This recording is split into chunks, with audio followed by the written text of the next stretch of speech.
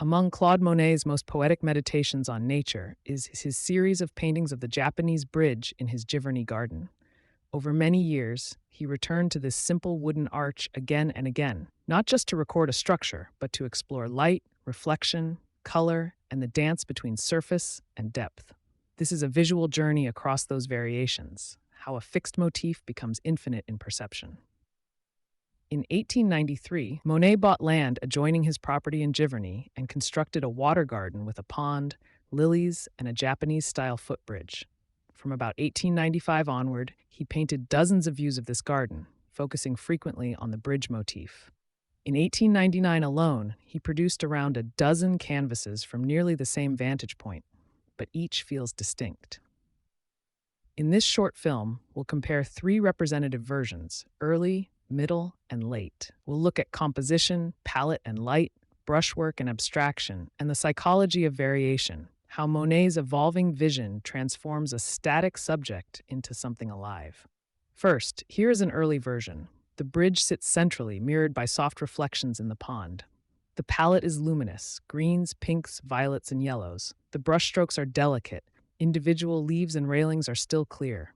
This is a balanced, serene vision. Next, we move to one of the best-known versions, the Japanese Footbridge from 1899. Monet brings the bridge close and large. The arch nearly touches the top edge. He omits any sky, drawing us into the water's surface, a shimmering field of color. The bridge becomes a ribbon of green across a vibrating field of reflections. Finally, let's look at a later variation, painted when Monet's eyesight was deteriorating. Forms are looser, colors shift to greens and oranges, edges blur. The bridge becomes a spectral presence submerged in foliage and reflection, introspective, almost melancholic. Across these versions, composition shifts slightly. Palette moves from luminous to tonal, brushwork loosens, and vision becomes subjective. Monet isn't just painting what he sees, he's painting how he sees. The bridge itself is rarely the star. It's a structural whisper, a threshold between earth and reflection. Some see it as a symbol of tranquility and liminality. By the late works, it becomes less a bridge, more an echo of a bridge in water and memory.